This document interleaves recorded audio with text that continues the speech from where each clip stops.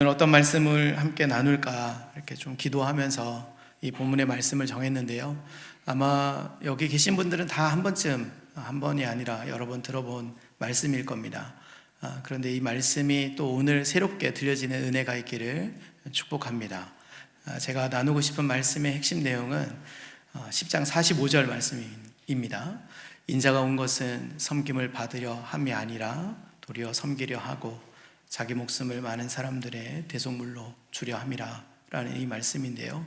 여기에서 섬김이라는 이 단어에 주목해서 제가 말씀을 좀 나누고 싶고, 이 섬김이라는 단어가 제 삶에 또 제 사역에 어떤 영향력이 있었는지, 또 하나님께서 어떻게 일하셨는지를 좀 나누고 싶습니다. 여기 계신 분들 중에 이제 오랫동안 신앙생활 하신 분들이 참 많으신 것 같습니다. 저도 거의 태중은 아니지만 태어날 때부터 신앙생활을 했기 때문에 40년 이상을 신앙생활했고, 곧 이제 50이 다 돼가는데요. 열심히 정말 저는 신앙생활을 했거든요. 어릴 때부터 교회에서 지내는 것이 너무나 행복했고, 중고등학교, 대학교, 청년 때에도 교회에는 가본 것이 거의 없습니다.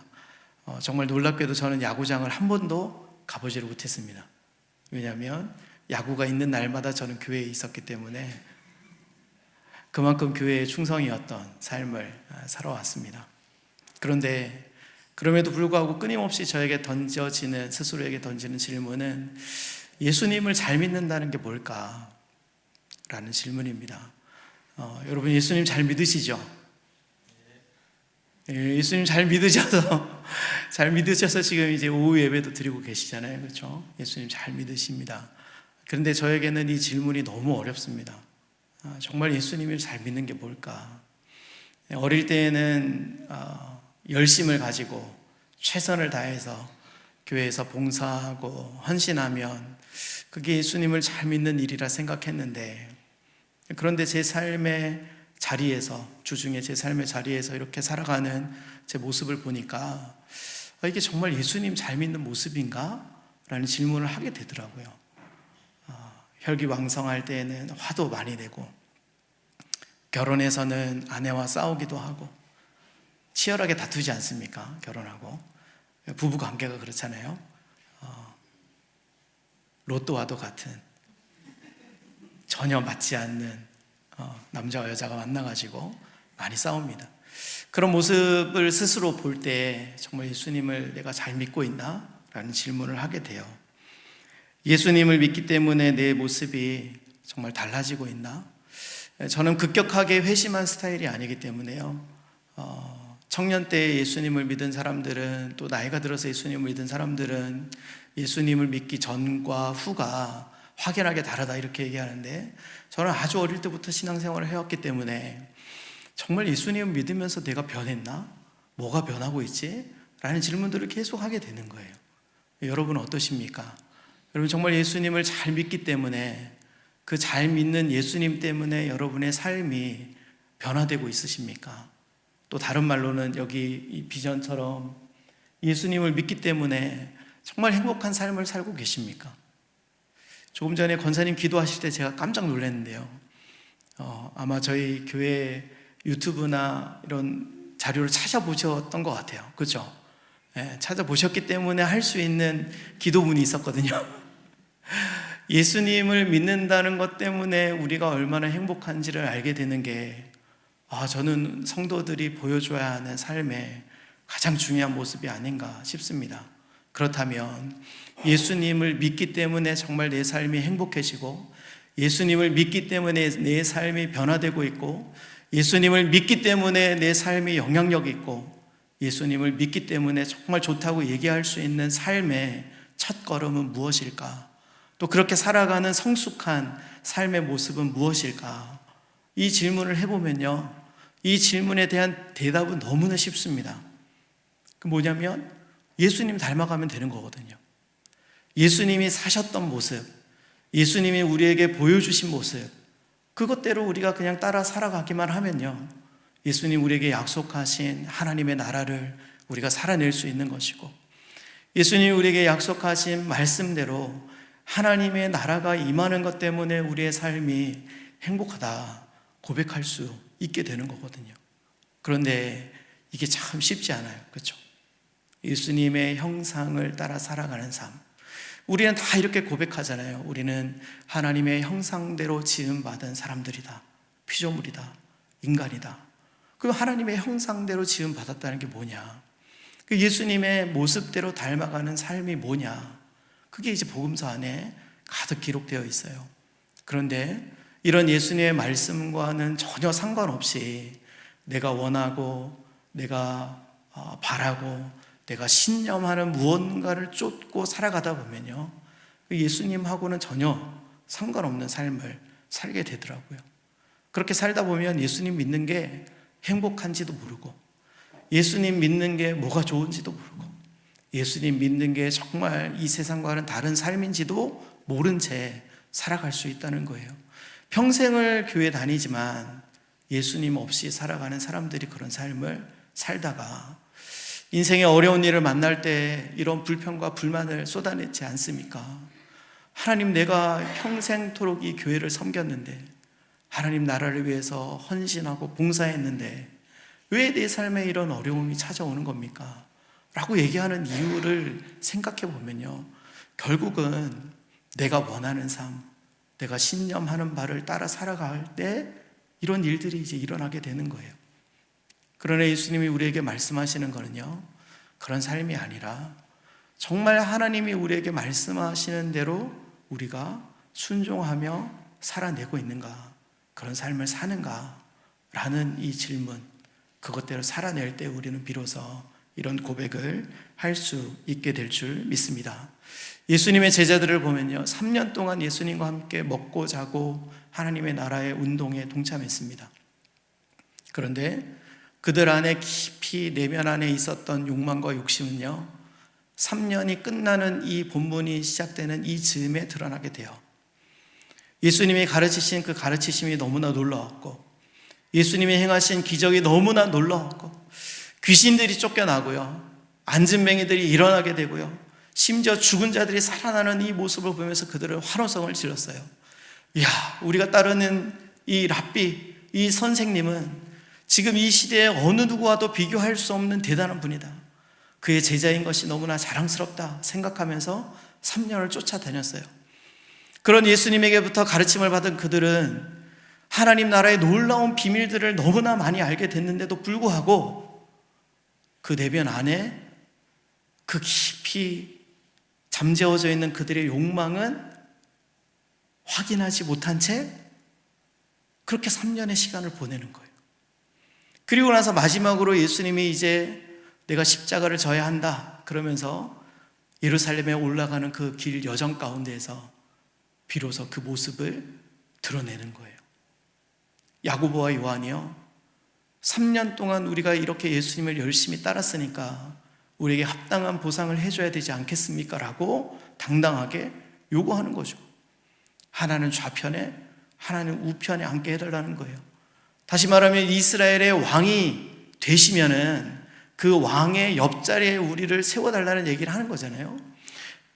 야고보와 요한이 이런 마음의 숨은 욕망을 스스로 드러내고 그거를 얘기하고 그거를 내가 추구해야겠다, 내가 뺏어야겠다, 내가 차지해야겠다 이런 얘기를 한 번도 한 적이 없어요. 근데 언제 이 모습이 드러나냐면 예수님이 마지막으로 이제 올라가시는 그 예루살렘 길에서 나타나는 거거든요. 이 모습을 보면서 묵상하면서 이런 생각이 드는 거예요.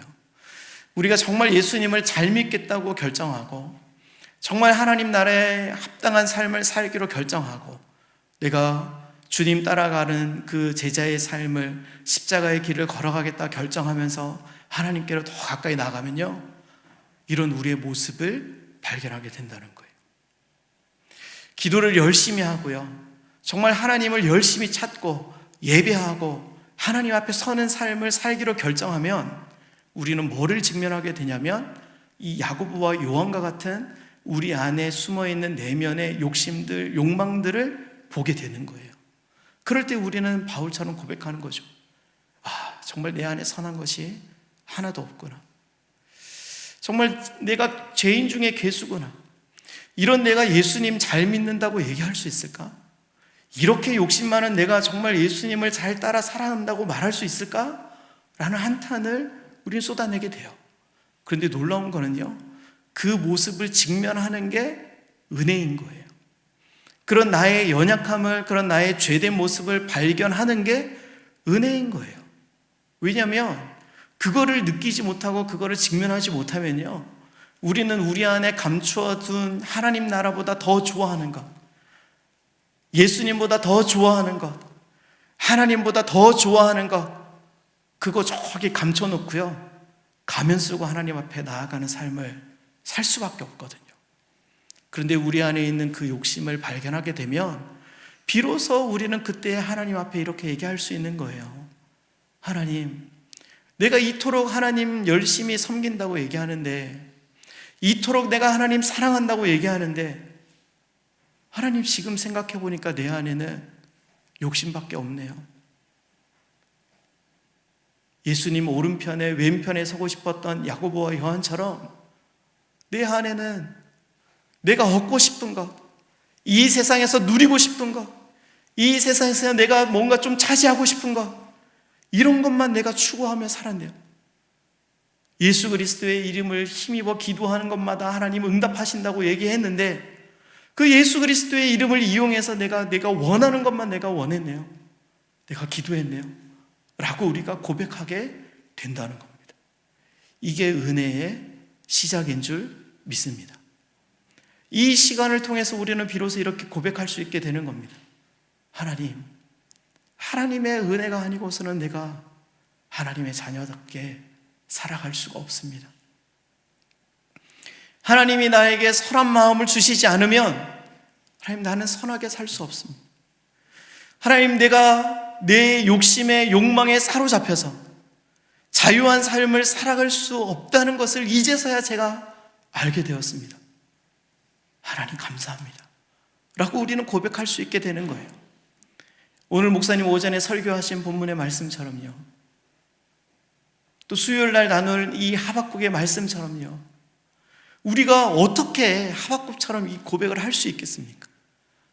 우리의 양이 없고 외양간에 송아지가 없어도, 밭에 소출이 없어도, 우리의 삶에 아무런 열매가 없고 정말 하나님을 위해 열심히 살아가지만 내 삶이 점점 빈곤해지는 것 같은 그때에도 어떻게 우리가 하박국처럼 고백할 수 있겠냐는 거예요.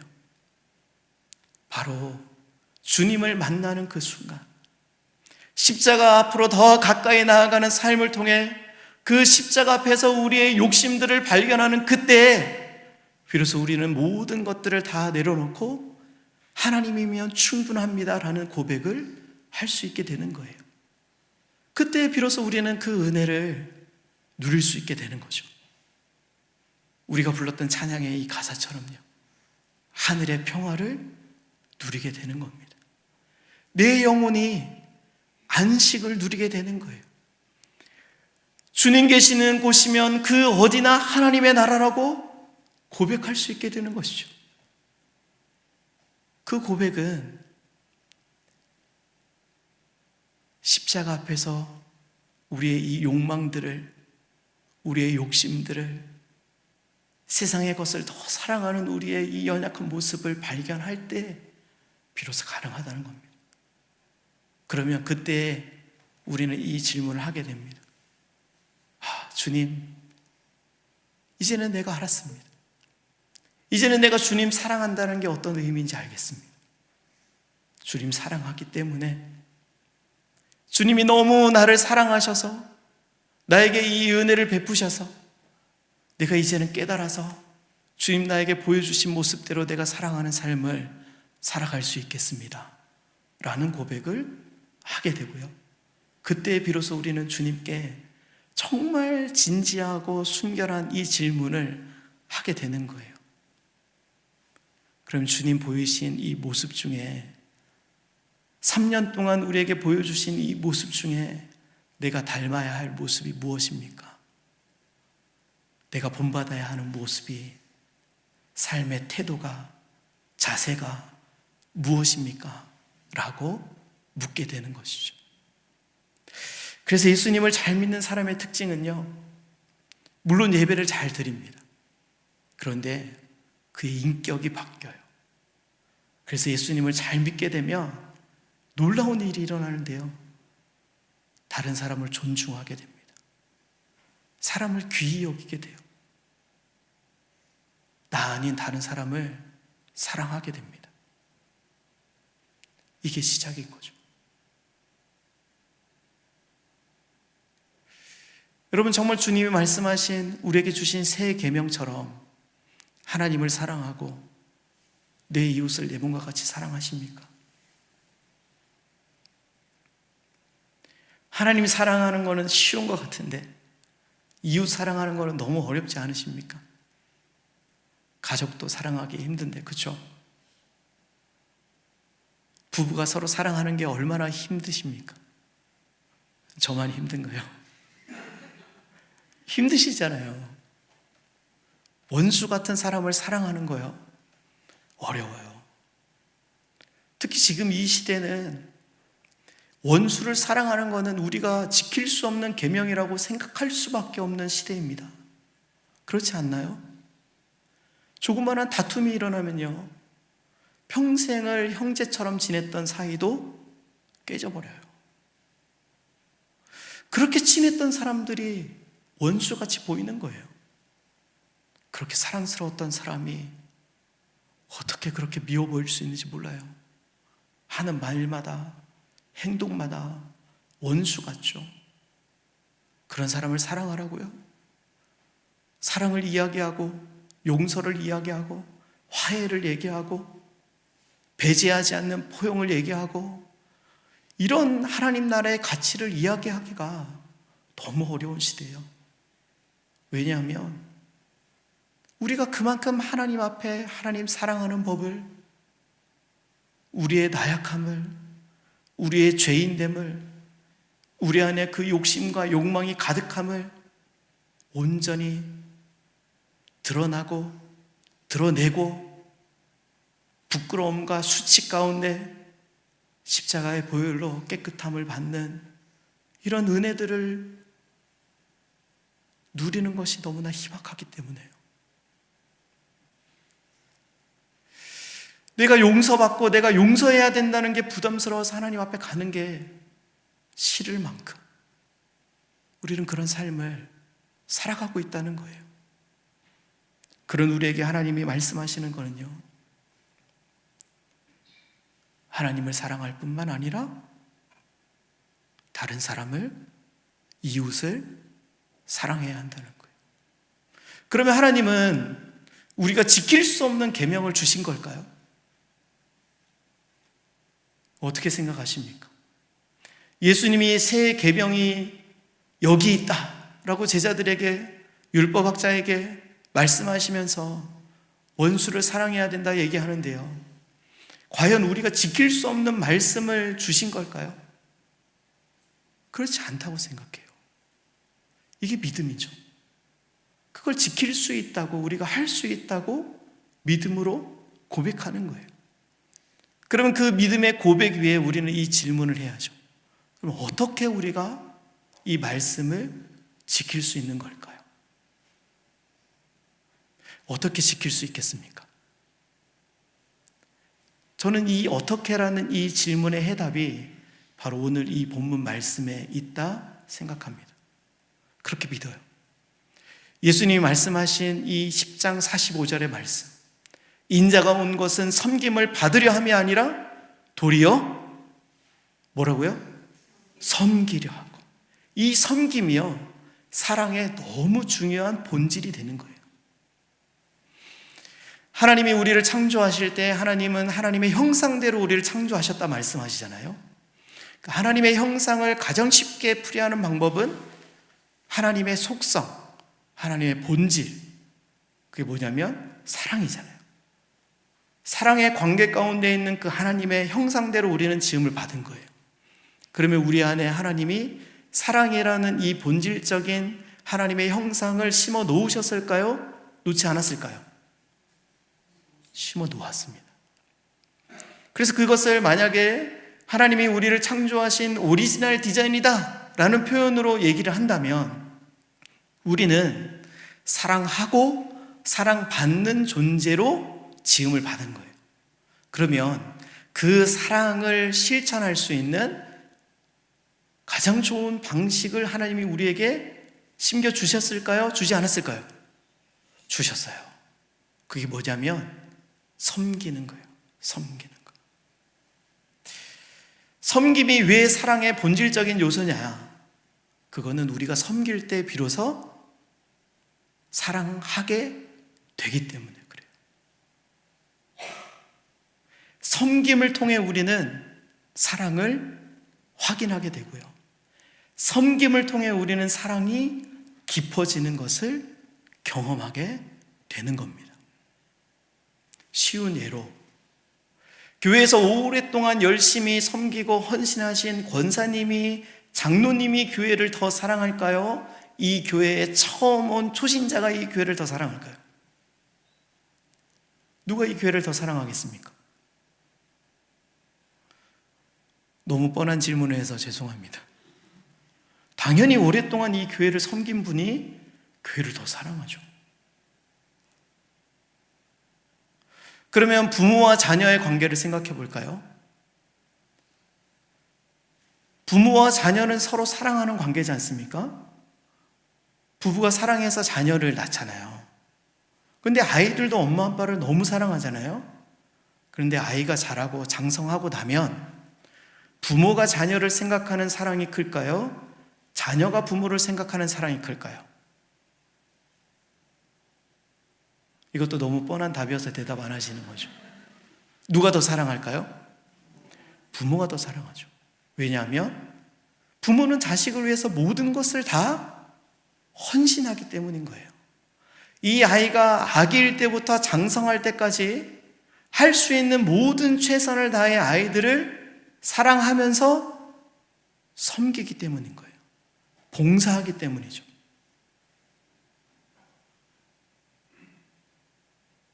한 예로 호스피스 병동에서 오랫동안 죽어가는 사람을 3년 동안 병수발하면서 섬긴 호스피스를 섬기는 한 직원이 그 섬김의 대상이었던 이분이 돌아가셨을 때 이런 고백을 했다는 거예요. 아니, 내가 내 엄마보다 이 사람을 내가 더 사랑하나? 왜 이렇게 내가 슬프고 눈물이 나는 거지? 혹시 이런 경험 없으십니까? 내가 정말 아끼고 사랑하는 마음으로 불편한 사람 누군가를 섬기고 헌신하고 도와주면요, 그 사람에 대한 애정이 엄청 깊어져요. 커지는 거예요. 그런데 오랫동안 멀리 떨어져 계신 부모님, 1년에 한 번 만나면 다행인 그런 삶을 살아가는 바쁜 직장인의 삶을 사는 사람들은 그 가까운 섬김의 대상보다 부모에 대한 마음이 이상하네, 내 부모인데, 이런 질문을 하게 된다는 거예요. 왜 그럴까요? 하나님은 우리 안에 섬김을 통해, 누군가를 도와주는 일을 통해, 봉사를 통해 그 사랑이 커져갈 수 있도록 우리를 창조하셨기 때문인 거예요.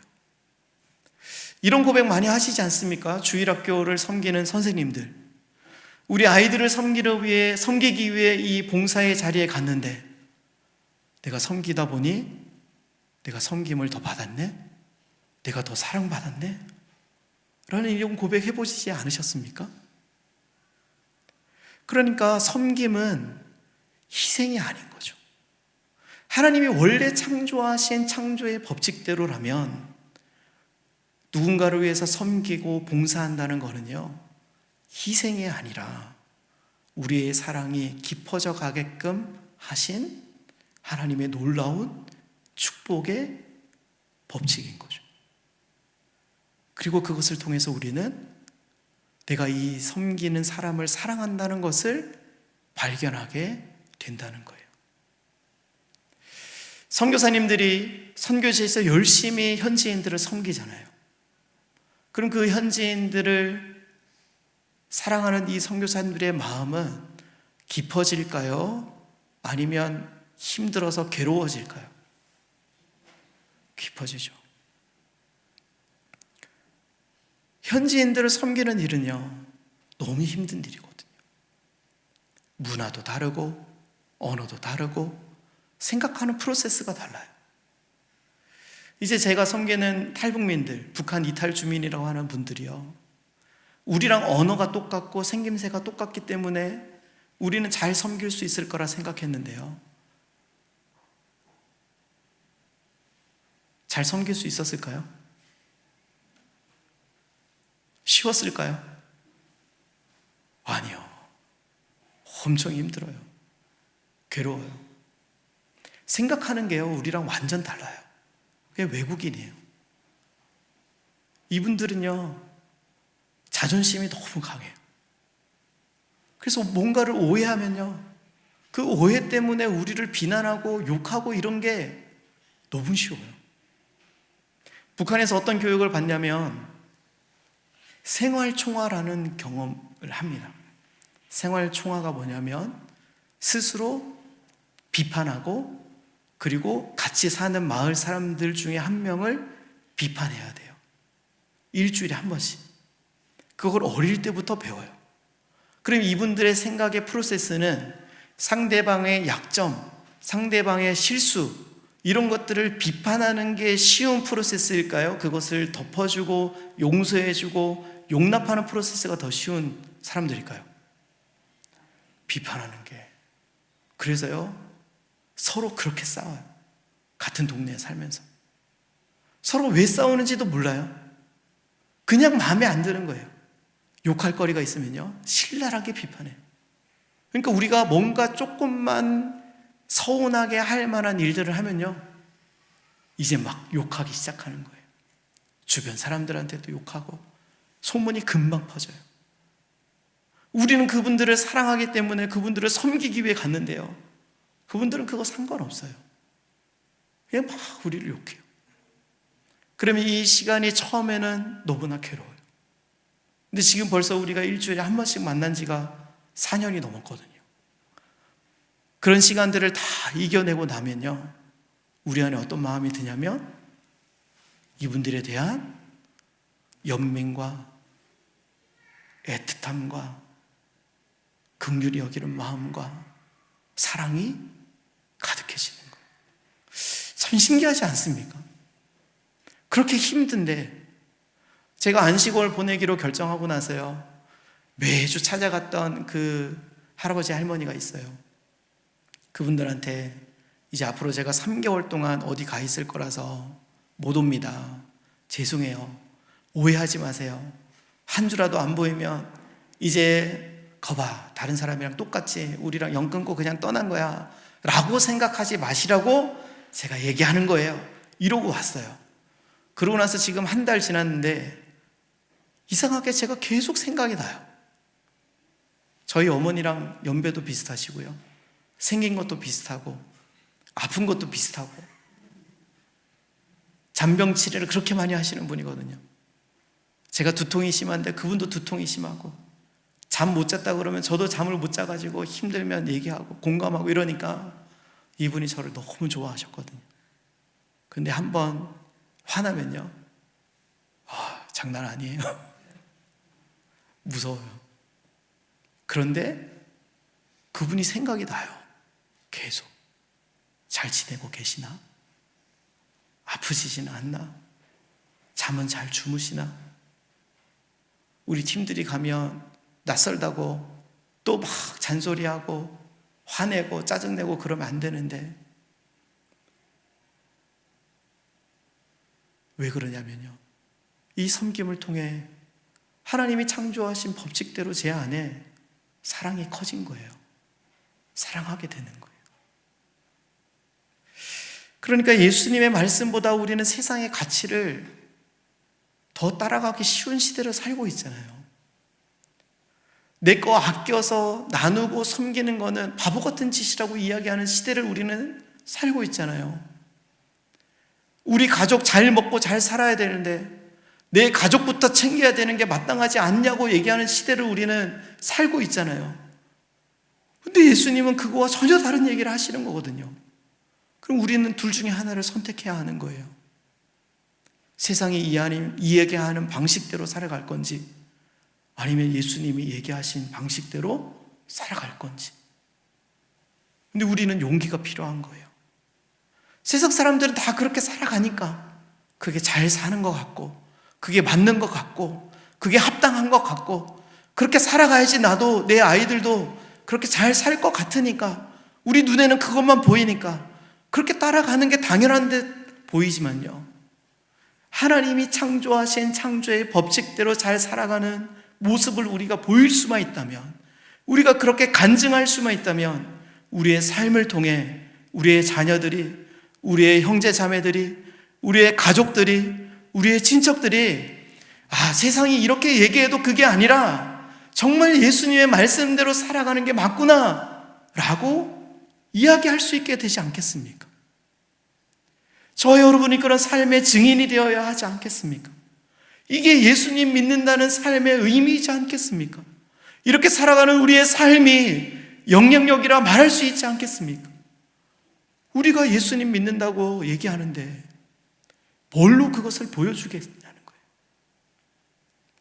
하나님이 말씀하시는, 하나님이 우리에게 주시는 이 진리라고 믿는 이 하나님의 말씀, 우리에게 약속하시고 우리에게 주시겠다 이야기하신 그 하늘의 놀라운 축복, 이 세상의 게 아니라요, 그것을 우리가 살아내면서 그걸 경험할 때 비로소 그거는 우리가 경험한 하나님의 진리의 말씀이 되는 거죠.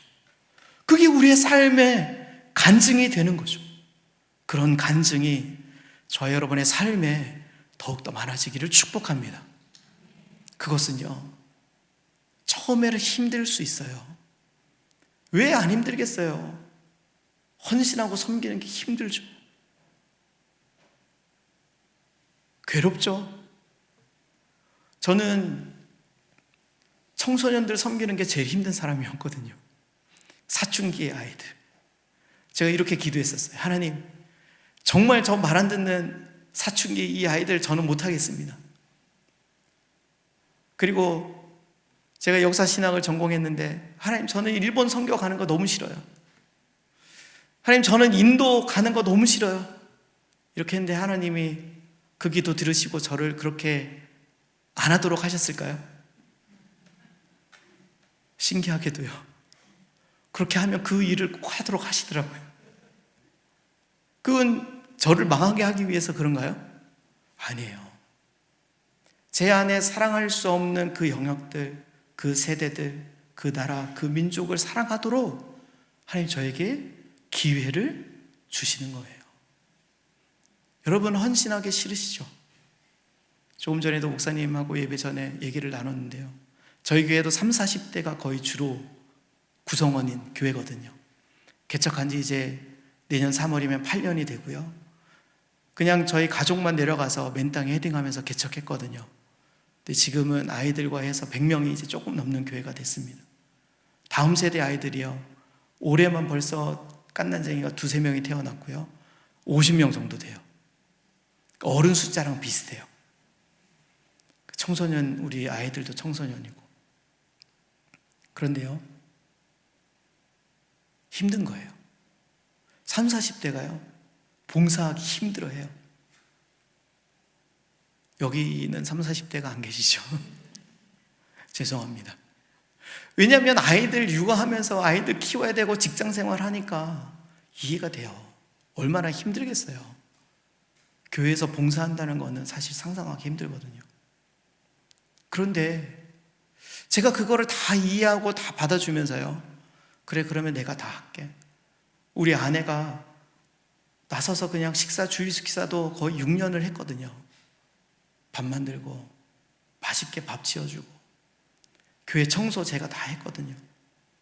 그런데 최근에 제가 알게 된 거는요, 이게 성도들을 위한 게 아니라는 거예요. 그건 그냥 세상이 알려준 방식대로 제가 익숙해져서 결정한 거였어요. 왜냐하면요, 그 힘든 와중에도 교회를 위해서 아주 작은 일 봉사하는 걸 통해 교회를 사랑하는 법을 배울 수 있기 때문이에요. 제가 그 기회를 못 준 거예요. 제가 이제 돌아가면요, 그래서 방식을 바꾸려고요. 제가 다 한다 얘기하지 않으려고요. 섬김의 자리로 초대하려고요. 그분들을 힘들게 하기 위함이 아니라요, 감당할 수 있는 범위 안에서 이분들이 교회를 사랑하고 하나님을 더 사랑하는 법을 배울 수 있도록 그 자리를, 그 기회를 마련해 주기 위해서요. 우리는 우리만을 위한 교회가 아니잖아요. 예수 그리스도를 머리로 하는 이 우주적인 몸된 교회를 우리는 섬기고 있잖아요. 왜 우리 교회도 힘든 사람들이 많은데 선교를 해야 하고 그래야 합니까? 라고 묻는 분이 계시다면요, 그런 분을 위해서 하나님이 우리에게 기회를 주시는 거예요. 나 아닌 다른 사람, 내 교회 아닌 다른 교회, 내 나라 아닌 다른 나라, 다 하나님의 자녀들이잖아요. 하나님 잃어버린, 찾기를 원하시는 한 영혼들이잖아요. 하나님이 사랑하는 그 한 사람 한 사람을 우리도 사랑할 수 있도록 하나님이 우리에게 허락하신 기회인 줄 믿습니다.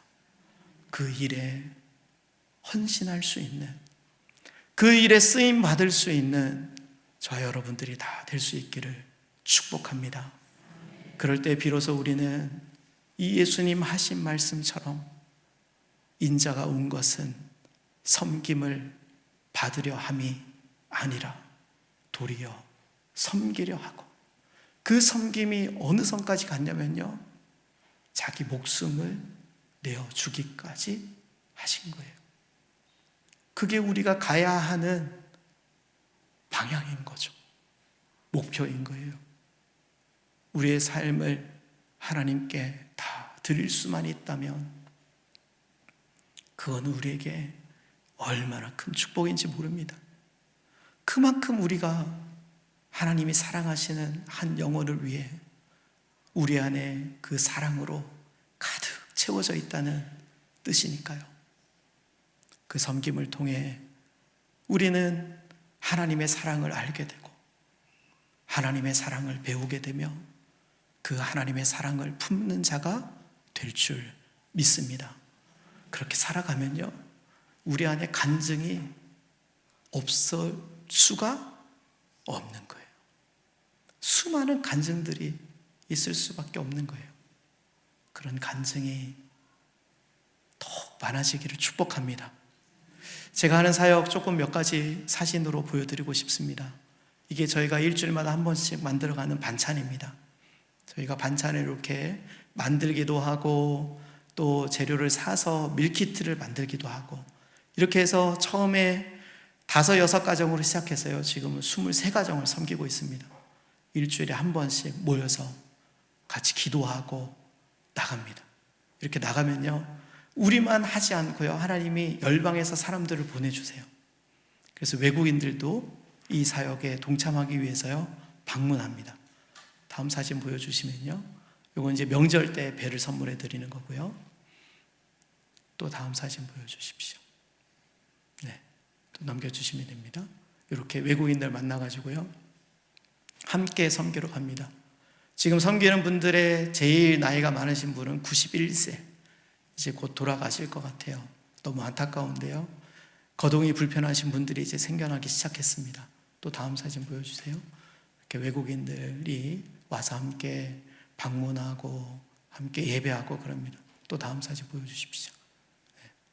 이번 여름에 찍은 사진인데요. 또 다음 사진 보여주시면, 이분은 이제 할아버지, 이제 89세 되신 할아버지예요. 이분하고는 매주 예배를 드립니다. 그래서 저희가 처음에는 관계를 쌓기 위해서 열심히 이분들의 이야기를 들어줬어요. 처음에는요, 처음 가신 분들은 거의 1년 동안 똑같은 얘기를 1시간 반, 2시간 동안 들어야만 했습니다. 탈북했던 얘기, 얼마나 힘든 삶이었겠어요. 그 얘기를 계속 하시는 거예요. 그런데 늘 새롭게 듣는 것처럼 반응해야 돼요.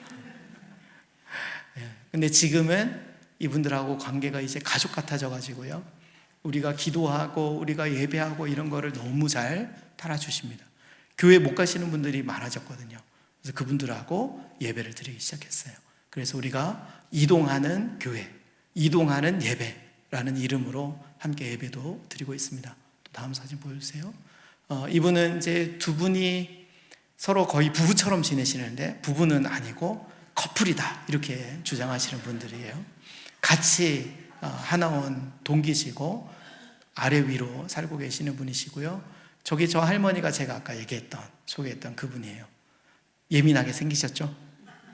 처음에는 이해를 못했는데요, 북한에서 얼마나 고통스러운지를 얘기를 동생분을 통해서 듣고 나서요, 제 눈물이 나더라고요. 눈물 흘리지 않을 수가 없는 삶을 사셨습니다. 그리고 그 옆에 계신 분이 이제 늘 이 어르신이 밥을 챙겨주세요. 할머니라고 그러면 안 되는데 저희 어머니가 이렇게 챙겨주세요. 이분이 이제 우리가 상장을 만들어 드렸어요. 왜냐하면 최근까지 성경 필독을 완독하셨어요. 매일 성경을 쓰십니다. 그래서 성경을 다 쓰셔가지고 저희가 상장을 만들어 드린 사진입니다. 너무 좋아하세요, 이분들이. 또 다음 사진 있나요? 네. 그리고 지난번에 또 생신이어가지고 또 이렇게 생일 축하도 해드리고, 한국 와서 처음 생일 케이크를 받아보신 거예요. 북한에서는 생일 케이크 같은 거 받아볼 수가 없으니까. 그래서 이런 사역들을 하고 있습니다. 이 사역을 위해서 저희 교회만 하는 건 아니고요, 함께 연합해서 하고 있습니다.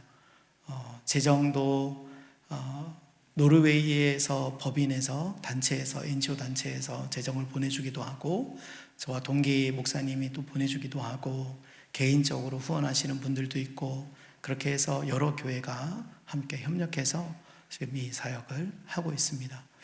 바라는 것은 이런 사역뿐만 아니라 우리 주변에 소외되고 아프고 힘든 사람들, 그 모두가 섬김의 대상이지 않습니까?